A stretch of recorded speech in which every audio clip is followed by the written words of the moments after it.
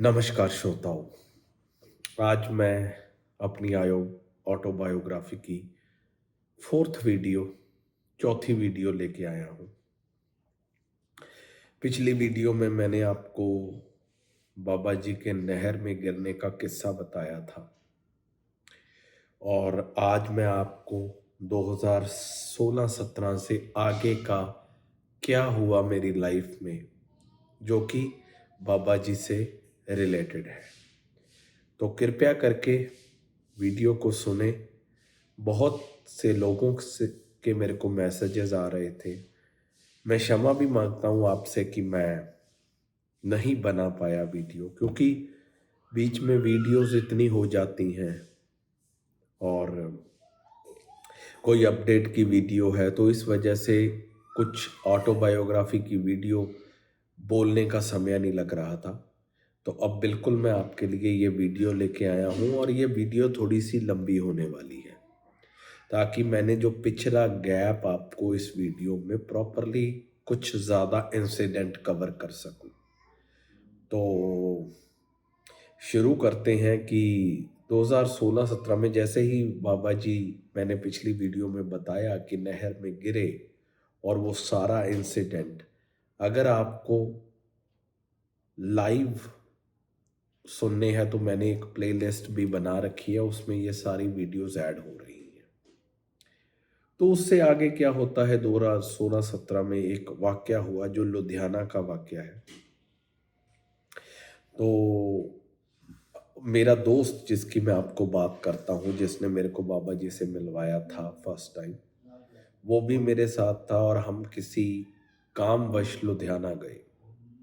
लुधियाना में हमें रात को रुकना पड़ गया और हमें रात को रुकना था। तो क्या हुआ कि बाबा जी ने कोई चीज़ मंगवाई हमें लुधियाना से कि आप ये चीज़ लेके आना, वहाँ से मिलती है, वहाँ से लेके आना। मुझे चीज़ याद नहीं है बट कोई छोटी सी चीज़ थी, कोई बड़ी चीज़ नहीं थी। तो हमने कहा जी ठीक है, ले आएंगे। हम दुकान पे, हम एक बाज़ार में गए, एक दुकान पे गए, फिर दूसरी दुकान पे गए, फिर तीसरी दुकान पे गए। जो चीज़ बाबा जी मांग रहे थे हमें वो चीज़ नहीं मिली। चलो, तो अब बाबा जी को जाहिर सी बात है, मेरे फ्रेंड ने फ़ोन किया, मेरी तो सीधी बात होती नहीं थी। तो उन्होंने कहा कि ऐसे करके जी चीज़ नहीं मिल रही है। वो कहते अच्छा तुमने सारी जगह ढूंढ ली? कहते हाँ। कहते ठीक है।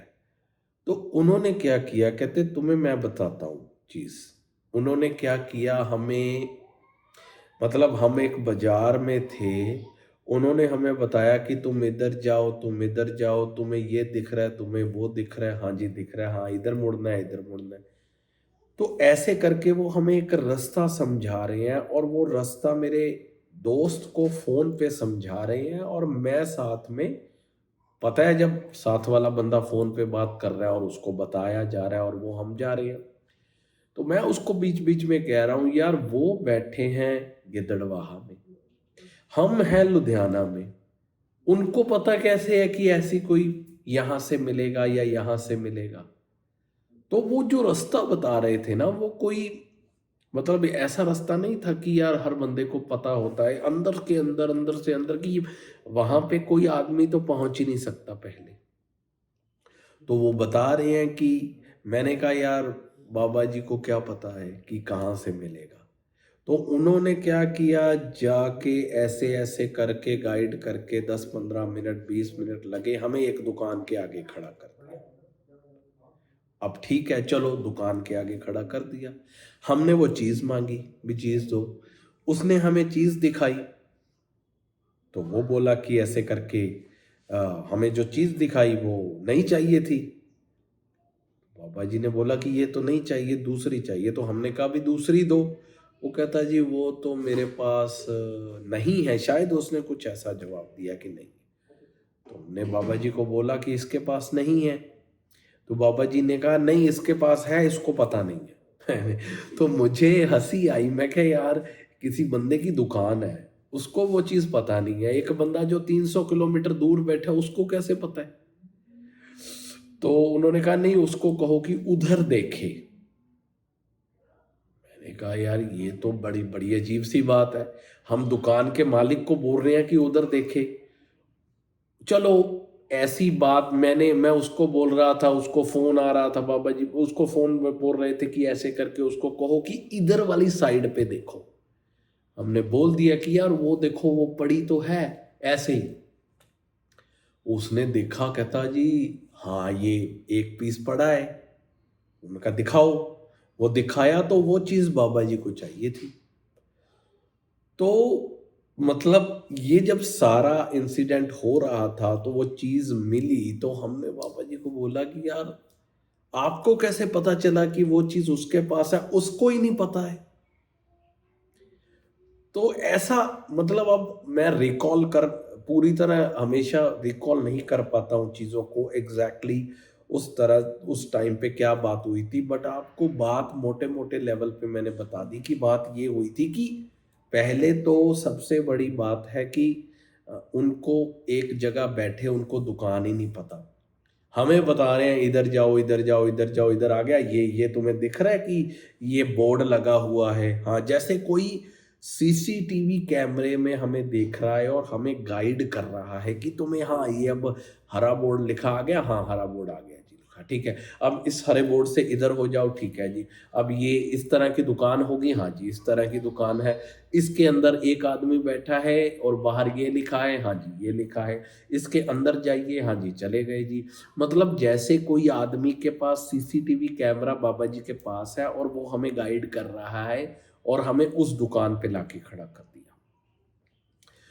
तो बहुत ही अचंभे वाली बात थी कि कैसे एक आदमी को इतनी दूर बैठे कुछ पता तो था, अब उनके बारे में पता लगना शुरू हो गया था कि this is not an ordinary person.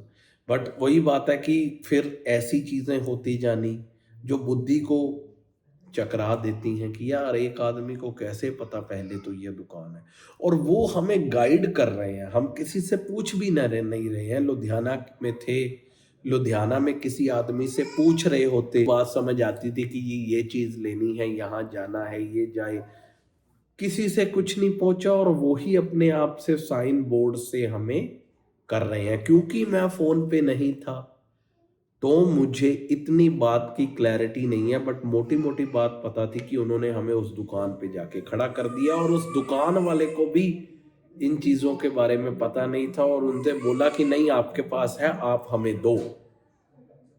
तो लुधियाने का एक इंसिडेंट बहुत ही चमत्कार वाली बात है। खैर अब जब सोचते हैं तो आपके साथ शेयर करना चाहा तो एक ये बात याद आ गई तो शेयर किया एक लुधियाने का इंसिडेंट। अब 2017 की बात है कि मैंने अ, मेरी शादी के लिए हमने तो 2017 की बात है कि हमारे पास एक परिवार के पास एक रिश्ता आया।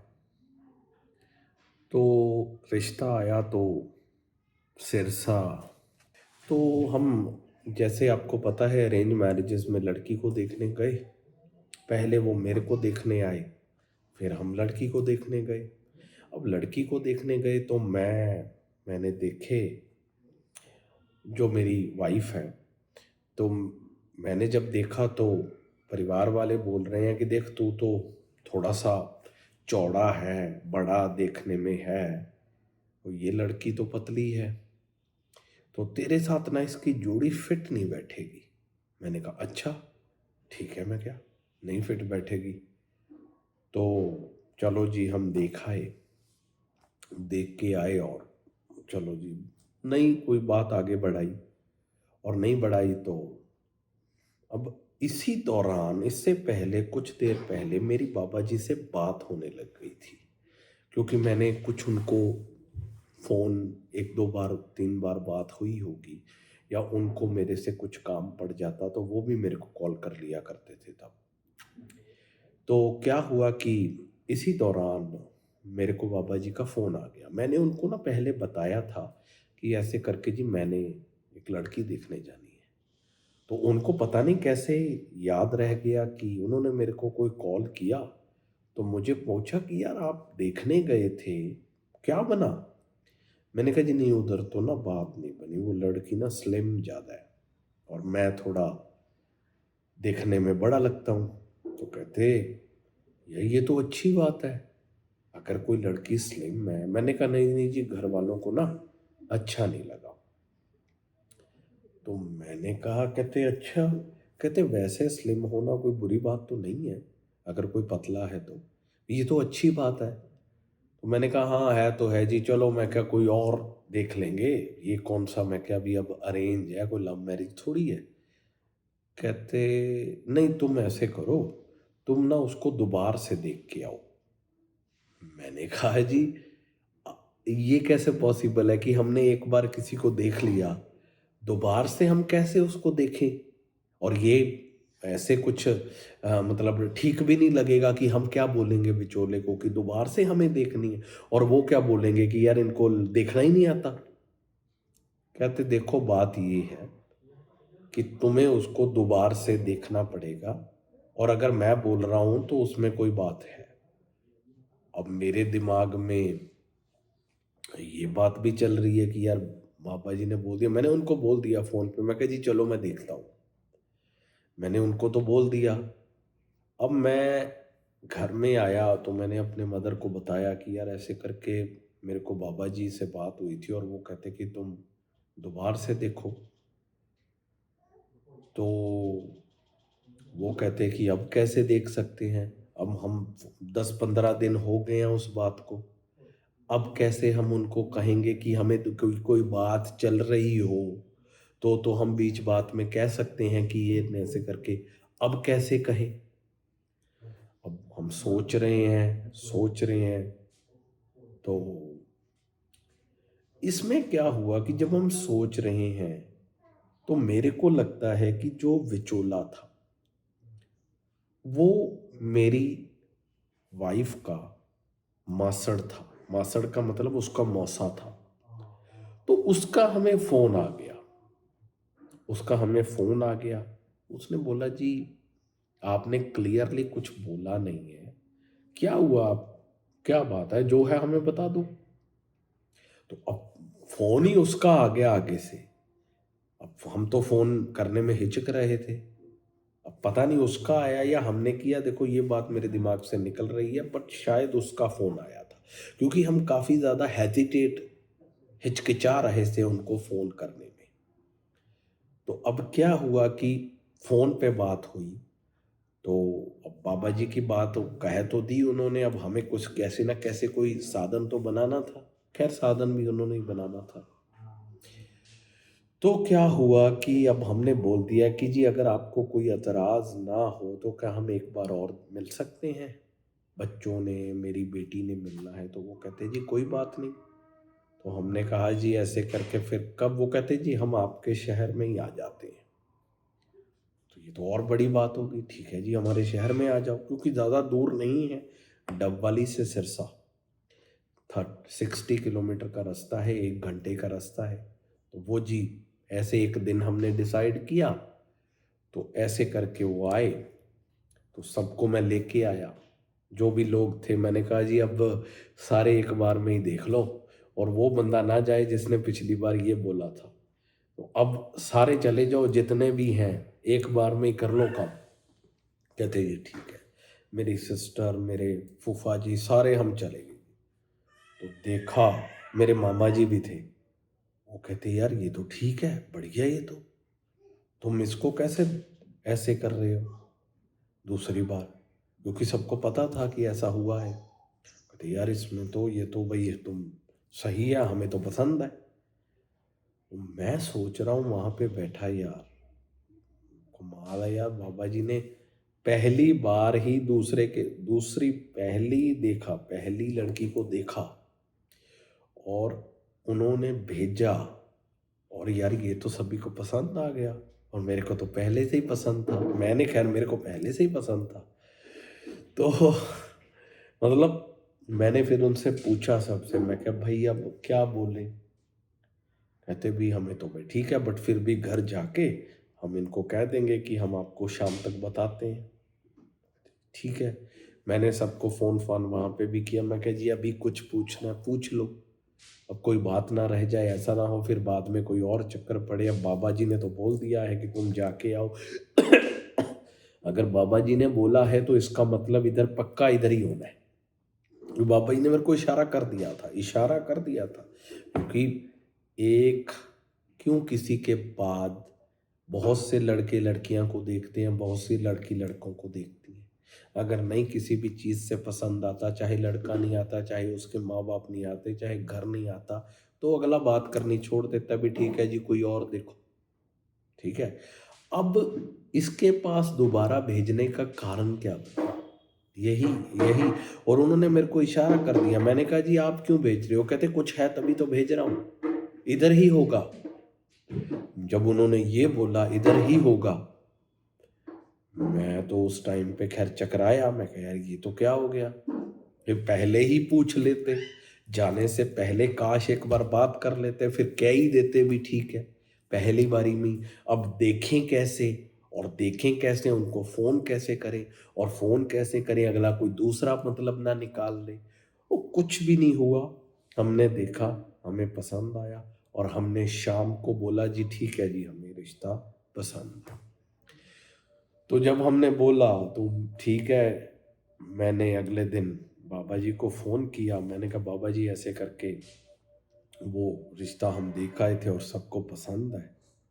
नहीं, पहले उसी शाम को ही, जब हम शाम को देख के आए थे तो मैंने फ़ोन किया। मैंने कहा जी ऐसे करके बाबा जी ऐसे है भी, अब उन्होंने दूसरी बार आपके कहने पे हम जा आए हैं, तो इन सबको अच्छा लग रहा है, तो ठीक है जी इनकी राय तो है ठीक है, अभी हमें हाँ कर देनी चाहिए। हम सोच रहे हैं भी चलो उनका फ़ोन आएगा, पूछेंगे कुछ तो हम हाँ कर देंगे। तो बाबा जी ने एक बड़ी अच्छी बात वहाँ पे बोली। कहते जी बेटे बात ये सुनो, तो जब रिश्ता जुड़ रहा है तो चाहे आप फ़ोन करो चाहे वो फ़ोन करें, आपके ही परिवार का मेंबर बनने वाला है। आप ये क्यों सोच रहे हो कि वो फ़ोन करे? कहते आप फ़ोन करो, खुशी की बात है, आपका हक बनता है, आप देख के आए हो, और वेट मत करो, कर दो। मैंने कहा अच्छा जी कर दें? हाँ हाँ, कहते कर दो। मेरा हौसला बुलंद हो गया। मैंने कहा जी ठीक है। मैंने बाबा जी का फ़ोन काटा। मैंने कहा जी आप अभी फ़ोन करो। रात का टाइम था। अब कहते अब रात हो गई है। मैं कहा नहीं आप फ़ोन करो, जो भी होता है मैं क्या करूँ। हमने जी फ़ोन उठाया, मदर ने फ़ोन कर दिया जी हमारी तरफ से यस है, आप अब जो भी आगे करना चाहते हैं आप करो। उन्होंने भी जी कहा जी बहुत बढ़िया, ठीक है जी बधाई हो, हमें भी ठीक है।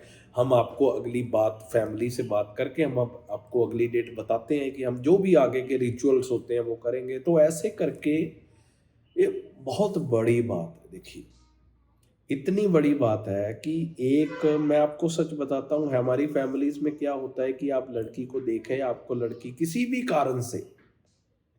कारण से वो नहीं पसंद है, हम दूसरी बार उधर जाते ही नहीं है। और एक बाबा जी जो जिनके ना लड़की देखी, जिनको ना कुछ पता है ना मेरे, और मैंने जब कह दिया, मैंने बहुत उनको मना किया। मैं कहता नहीं जी जब हम परिवार को ही नहीं पसंद है तो क्या है। कहते ये तो कोई कारण नहीं हुआ स्लिम होके लड़की को रिजेक्ट करने का। और कहते नहीं तुम उधर जाओ। मैं कह जी आप ऐसे कैसे कह रहे हो। कहते मैं कह रहा हूँ ना आप जाओ, कुछ होगा तभी तो कह रहा हूँ, इधर ही होगा। तो मैंने उनसे यह भी पूछा, मैं कहा अच्छा अगर इधर ना हुआ तो कभी नहीं होगा। कहते नहीं फिर नहीं होगा। तो मैंने कहा जी ठीक है, आप कह रहे हैं तो ठीक है। तो ये सारी मतलब बहुत ही आपको क्या बताऊं कि अब सुनने में आपको हंसी भी आई होगी, पर आपको सच बताता हूं कि ये एक चमत्कार से कम नहीं है, और हर बार इसका जिक्र होता है। जब बाद में आज भी अगर बाबा जी से इस बारे में बात करते हैं तो वो मुझे बोलते हैं कि तुम तो छोड़ आए थे, ये तो मैंने तुम्हें भेजा है। तो मैंने कहा जी हाँ जी ये बात बिल्कुल सही है कि आपने ही भेजा है, नहीं तो ये कभी भी हो नहीं पाता, कभी भी नहीं हो पाता। तो अब उनकी बातें वो ही जाने। तो ये सारा बताना चाहते थे आपको कि क्योंकि शादी बहुत ही बड़ा फैसला होता है और बाबा जी ने कृपा करके खुद ही बता दिया। कमाल।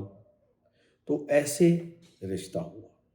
चलो, इसके बाद चलो शादी हो गई, सब कुछ ठीक रहा, चलता रहा। तो मेरे को पूछ, और एक सबसे बड़ी बात क्या हुई कि नेहा का एक गवर्नमेंट एग्ज़ाम पास हुआ हुआ था तब। तो इनकी फैमिली ने बोला कि ऐसे करके इसका क्लियर है, इसको कोई कोर्ट केस चल रहा है उस पे, टेस्ट पे अगर क्लियर होता है तो इसको जॉब मिल सकती है। मैंने कभी नहीं सोचा था कि, मैंने कहा ठीक है यार, हमने जॉब जॉब तो पता नहीं मिलेगी कि ना, मेरे को पता ही नहीं था क्या केस चल रहा है, कुछ नहीं था। तो शादी को जैसे 1 साल हुआ तो कोर्ट केस चल रहा था, तो कोर्ट केस का जवाब आ गया कि नहीं जी, ये खारिज कर दिया उन्होंने, नहीं नहीं ये ठीक है, सब कुछ ठीक है। और जो लोगों ने ये टेस्ट क्लियर किया था उनको बुला के आप गवर्नमेंट जॉब में ज्वाइनिंग दीजिए। अब एक दिन पहले हमें कुछ भी नहीं पता है, कोर्ट केस चल रहा है चल रहा है चल रहा है। ये मेरे को बोलती थी कि मेरा ऐसे एक बार क्लियर हुआ हुआ है, शायद कभी कोर्ट केस क्लियर हो तो ऐसे मेरी भी जॉब लग सकती है। मैंने कहा ठीक है। मैंने इनको कहा भी तुम अपना पढ़ाई पे ध्यान दो, आगे हम टेस्ट वगैरह क्लियर करेंगे। और उन्होंने टेस्ट एक बहुत बड़ा क्लियर किया भी।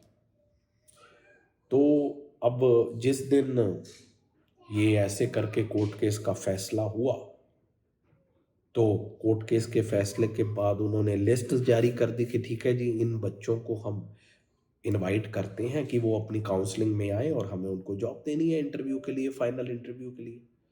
तो मेरे को बोला इसने आके कि ऐसे करके यार मेरा ये हो गया है, तुम देखो लिस्ट आई है, तुम देखो। मैं नहीं देखती भी, मेरा नाम है लिस्ट में। मैं तब तक बिल्कुल, मैंने कहा ठीक है, क्या है लिस्ट है, देखा हुआ हुआ नहीं हुआ हुआ। और मैं देख रहा हूँ देख रहा हूँ देख रहा हूँ लिस्ट में। तो मैंने कहा कि चेक कर लेते हैं। तो मैंने देखा, देख रहा हूँ देख रहा हूँ देख रहा हूँ, मेरे को नाम नहीं। तो जब मैं लिस्ट देख रहा था तो नाम आ गया। अब नाम आ गया तो मैंने कहा यार तुम्हारा नाम तो है। बहुत खुशी हुई कि गवर्नमेंट जॉब लग गई है। तो मेरे को, मैंने कहा यार ये क्या हो गया, कभी सोचा ही नहीं था। तो चलो, रात का टाइम था, रात बीती और अगले दिन मैंने बाबा जी को फ़ोन किया। 2018 की बात होगी ये, 2018 सा, हाँ 2018 के एंड में। मैंने कहा बाबा जी ऐसे करके इसका नाम आ गया है जी। कहते हाँ। कहते मैंने क्या कहा था, मैंने भेजा क्यों था, कहते। तो मैंने कहा जी आपकी बातें आप ही जाने, बहुत बहुत धन्यवाद। चलो, कहते ठीक है, आशीर्वाद दिया उन्होंने। मैंने कहा जी ठीक है। तो ठीक है जी, इस तरह से इसकी जॉब लगी। और सपोर्ट मिलता ही है, अगर एक बंदा कमा रहा हो और दूसरा बंदा कमाने लगे तो नेचुरली सी बात है, सपोर्ट बहुत हो जाता है। तो 2018 में, फिर 19 में ऐसा हुआ। 2020 में तो खैर वीडियोस डालनी शुरू कर दी थी, उसका भी एक बहुत बड़ा कैसे हुआ वो सब कुछ, वो अलग बात है। बट 2018 2019 की आपसे एक बात शेयर करता हूँ कि मेरी वाइफ को डेंगू हो गया। डेंगू हो गया, बहुत डेडली डिजीज़ है। बहुत डेडली डिजीज़ है, तो बहुत शरीर भी टूटता है और फर्टिलिटी भी हो, डेथ का डर रहता है इसमें। अगर ना आपके, जो इसमें आपके क्या बोलते हैं, डाउन हो जाते हैं, सेल्स डाउन हो जाते हैं। तो अगर सेल डाउन हो जाए तो हमारी सारी बॉडी चल ही सेल पे रही है, और उसका डाउन लेवल काफ़ी हो जाता है। तो क्या हुआ कि मतलब चल रहा था डेंगू, 1 दिन हुआ 2 दिन हुआ, उसमें शरीर भी बहुत टूटता है। उसकी दवाई तो कोई है नहीं। तो बाबा जी से बात हो रही थी तो कहते कोई नहीं, इसको जो भी खाने को है दो, जो भी खाया जाता है तो दो। तो मैंने कहा ठीक है जी। अब क्या हुआ कि एक दिन क्या हुआ कि डेंगू चल रहा था, तो ये वॉशरूम में गई। अब वॉशरूम में गई तो वॉशरूम में अनकॉन्शियस, बंदा गिर जाता है, बिल्कुल ही कुछ नहीं। तो अब अनकॉन्शियस है, हम उठा रहे हैं कुछ नहीं, तो मैंने जल्दी से जल्दी उस टाइम पे, क्योंकि मतलब मेरे मदर को भी पता लग गया था कि इसको अब कुछ ये साइन ही नहीं दे रही है ही नहीं, तो उनको भी अंदर से लगा कि ये क्या हो गया, ये ऐसे कैसे। तो मैंने बाबा जी को जल्दी से जल्दी फ़ोन किया, मेरा फ़ोन उठा लिया उन्होंने, कहते हैं हाँ जी। मैंने कहा बाबा जी ऐसे करके नेहा बिल्कुल अनकॉन्शियस है और हमें इसको कोई साइन नहीं मिल रहा, ये इसका बीपी, हम मैंने बीपी चेक किया, तो बीपी चेक किया तो बीपी इसका आया 30। बाबा जी कहते बीपी कितना है, कहते 30। कहते ठीक है, कहते एक काम करो, फ़ोन काटो और इसको नमक और चीनी का घोल दो जल्दी से। मैंने कहा जी ठीक है। मैं अभी नमक और चीनी का घोल बना रहा हूँ और पूरा जैसे बंदा डेड है, डेड बिल्कुल। और मेरी मदर भी उस टाइम पे रोने लग गई कि ये क्या हो गया। तो अब मैं बना के वापस ही आया हूँ और मैंने अभी दिया नहीं है, और मैंने दिया तो थोड़े थोड़े साइन कॉन्शियसनेस में आने शुरू हो गए। तो मैंने फिर नमक का दिया और 3-4 चम्मच ज़्यादा से ज़्यादा दिए हो गए, तो वो बिल्कुल तरह ठीक हो गई 3-4 चम्मच में। और पर पहले ही उसको रिवाइव होना, कॉन्शियसनेस आनी शुरू हो गई थी। तो मैंने जैसे ही वो ठीक हुई तो मैंने बाबा जी को फ़ोन किया। मैंने कहा जी वो ठीक हो गई है, कहते हाँ ठीक है। मैंने कहा बाबा जी ये कमाल नमक और चीनी के घोल का नहीं है, ये तो कमाल किसी और चीज़ का है। तो वो आगे से मुस्कुराई, उन्होंने कहा हाँ। तो मैंने कहा जी आपका बहुत बहुत धन्यवाद, हम आपका क्या दे सकते हैं, कुछ भी नहीं, कुछ भी नहीं दे सकते हम। तो वो कहते कोई बात नहीं, इसको खिलाओ पिलाओ और इसको ठीक करो। मैंने कहा जी ठीक है। तो खैर उसके बाद रिकवर हो गई, ठीक हो गया। तो कहने का मतलब ये है कि अब इसको क्या बोलोगे आप।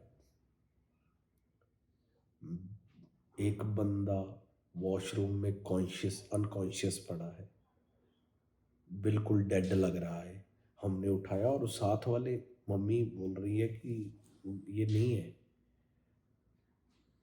और फिर मैंने बाबा जी को बहुत बार पूछा तो उन्होंने कहा कि क्योंकि बीपी बहुत डाउन हो गया था, 30-20 आई थिंक 30 था या 20 था, क्योंकि मैंने चेक किया 20 बीपी 20, जिसकी वैल्यू